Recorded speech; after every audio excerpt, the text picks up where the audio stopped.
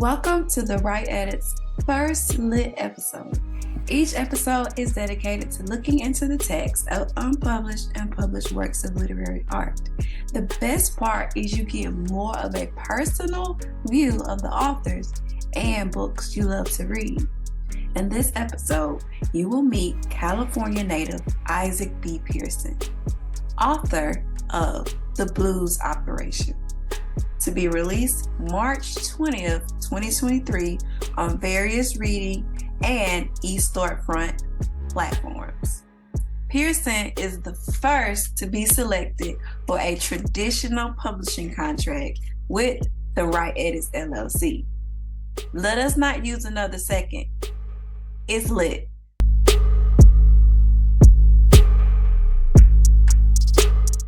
What do you hope to accomplish when your book comes out?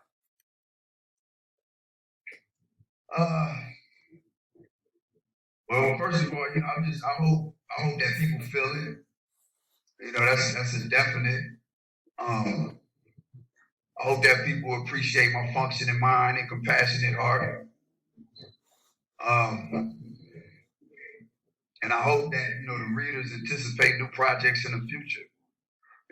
That's the main thing. I just hope that like I said, people get to appreciate my mind, and they start to anticipate things, and people latch on to it, and they actually might even assist with me taking things further or to another level. Okay, you say you hope that readers anticipate future projects. Do you already have future projects in mind? I got quite a few. Yeah, yes, indeed, definitely. Yeah. Could you give us a hint? Could you?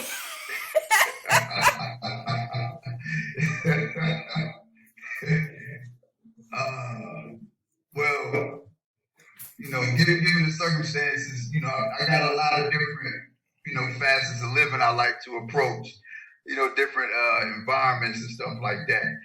I'm not so certain I want to disclose, what I have in mind. But let me see. What I can say is, it'll definitely be something, kind of, aligned with Blues Operation. Some might be a nonfiction. It might be some, food for thought, or maybe even something like a self-help book. Okay. So that's just an idea. The few that I'm kind of juggling around in my head. Okay, so I'm gonna go back a little bit, and I'm looking at your interview questions. It said, "Tell me about your latest book and why you wrote it." And here you say that memories all have a melody. So I'm just jumping to a conclusion here. Would you say that the Blues Operation has a blues melody? If we were to pick a song to go with your new text, what song would it be? Well, over my course of a few decades of living, there's a lot of songs that I could definitely relate to, my book. Depending on the pivotal moment, and in certain lives, a lot of them resonate. Overall, though, maybe I'll start with "It Never Rains in Southern California," Tony Tone, Frankie Beverly and Mays, Joy and Pain. We got some hip hop, some of the late great Tupac Shakur, "Ain't Nothing But a Gangster Party." That just take you in a different element of the book. So I cover a lot of different things, or try to, and make it as real as possible. But it's called Blues Operation. Definitely, I feel like I know that certain songs and music influence certain behaviors, but I also know that certain behaviors and situations influence music. You know what I mean? And you just think about this organized noise that created hip hop, a genre that the whole world is gravitated to, and stuff like that, environments that we are. And I feel like parent that there's a ghetto everywhere, and people relate to the struggle. Okay. Speaking of people and behaviors and the way people move. How did you select the names of your characters? Um, I think my selection process is pretty organic. It just, I think about it and then I envision them and then the name pops up and I usually just go with the name. But it usually just symbiotic with, the script of the character, I think, for me. So let me say, for example, if I have someone of mixed ethnicity or something like that, they might be Colombian and Black and Irish or something like that. Of course, you would imagine what a person would of those different ethnicities would kind of look like. So I would try to get a name that might be connected to their heritage or whatnot. Okay, so research. So you would say that you do get in research when you're developing these characters. You're strategic about it. Right. Yes. Okay. Now what about Irv? So no one knows some of these characters. Where did that when I hear the name Irv, the first person that comes to mind is Irv Gotti. Like I've never heard anybody named Irwin or Irv. Where did that name come from?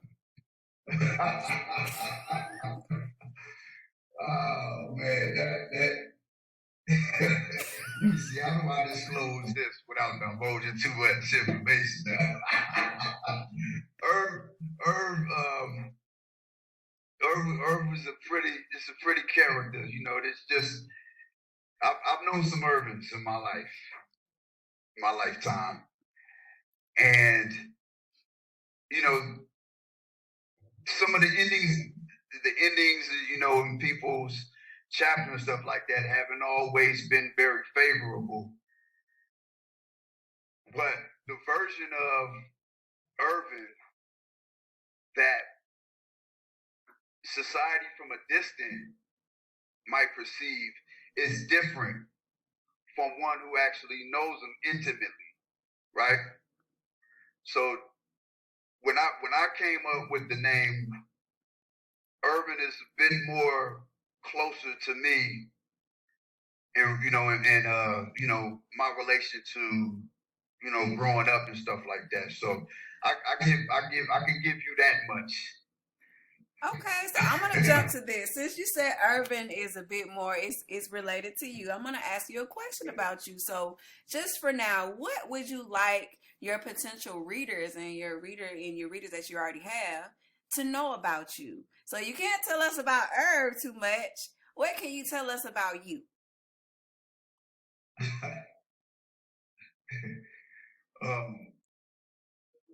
Well, I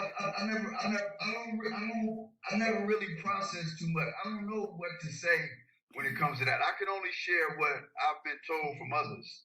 You know what I mean?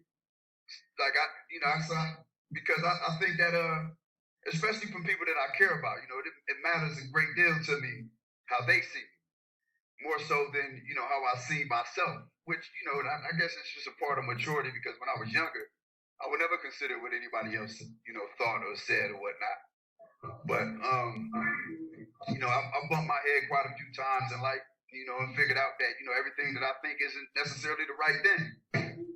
So so I take in more of what close people to me, share with me. I've been told I'm caring. I've been told I'm consistent. Also, that it should be noted that I'm smart, despite my rough ride. I kind of, I keep my fingernails clipped. Okay, that's good to know. And I'm all wet, some fresh socks and drawers, Gotta keep that. Okay, so I'm reading from my notes. It says that I'm a vessel in the struggle for equality, and you believe in people, and you're philanthropic. With time, honesty, and Authenticity. Authenticity.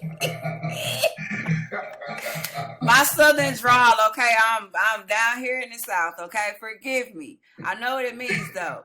So, what do you mean by that? What do you mean you're philanthropic with time and honesty? What does that mean? I don't mean it like I don't like to sound like I'm tooting my own horn, but I've been told time and time again. I've noticed that the way babies gravitate toward me, I've noticed that like young kids would talk to me and open up to me. I've noticed that as an adult that when people meet me, it's usually just it's a flow. It's not too much awkwardness. So when I say that I like to think that in my mind, which, I kind of know myself, I got an idea of who I am. I give people the time that they need when they need it with me and at the moment that they're in their life. I don't try to nudge nobody beyond what their moment is, what they might be experiencing. When it comes to honesty, I'm not so good at telling people what they want to hear, but what they need to hear. I get that from my mother. As far as, my authenticity goes, I mean, I think, it kind of, I can't say it speaks for myself, but that's how I feel. You would have to just see it to know it. And, if you've seen it and knew it, then you would understand that, I'm going to give you the truest version. I don't proclaim myself to be something I'm not. I really don't proclaim myself to be anything, to be honest, because I try to be a student in all aspects of life. So I'm always learning. So it's not that I know something, I'm done. Please just teach me and I'll listen. And then I'll take notes and stuff like that. And what I don't know, I'm going to attack. So, that's what I think is most authentic about me. I read a long time ago that, self-preservation was probably the first thing that we learned in life. And as children, we were curious. You grow up and you go through different traumatic experiences and stuff like that. And adults, parents could stifle a child's learning, right? The things that you feel and that you experience and stuff, it make you stop being curious. How many times a child has been told to shut up, to sit down, to stop it and knock it off and stuff like that. You start to lose your curiosity, and when the repercussions or the discipline is far more severe than the actual doing and stuff like that, it makes you not want to learn anymore. So that's what takes me back to just trying to stay centered in my original self, authentic. Okay. So you spoke on just the ease of getting along with people and making connections.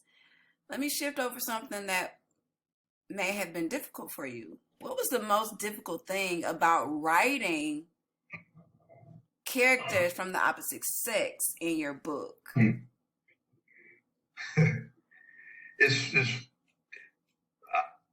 Well, obviously it's on my mind.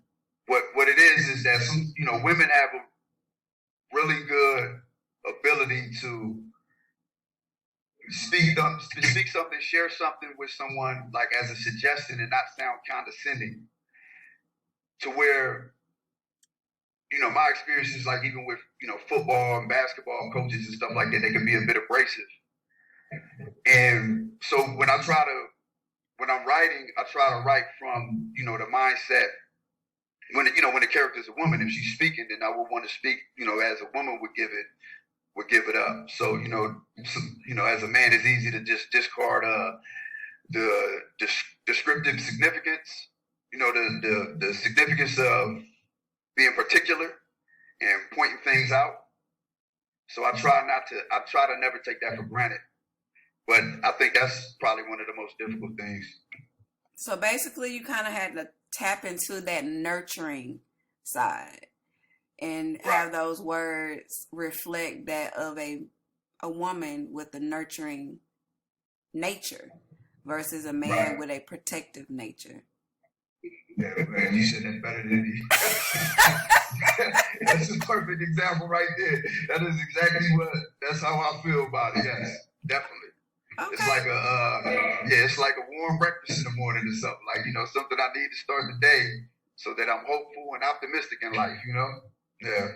Okay. Well, just being able to even identify that women, we are, amazing, and we have that is thank you. We all thank you. Every woman is going to thank you for that. That's all the time that we have for today for our questions, and of course, we can surely do this again. There are other questions I have and other questions that I can throw on you and throw you for a loop.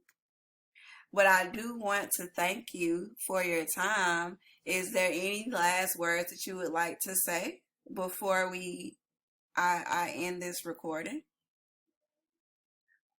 Um, be grateful. You know what I mean? And don't focus on what you don't have. Focus on what you do got. And in the words of Stacey Abrams, having nothing is no excuse for doing nothing. And there you have it. You have Isaac B. Pearson, author of Blues Operation. I'm Stephanie Thomas, owner and operator of the Right Editz LLC. Look forward to this book coming to you soon.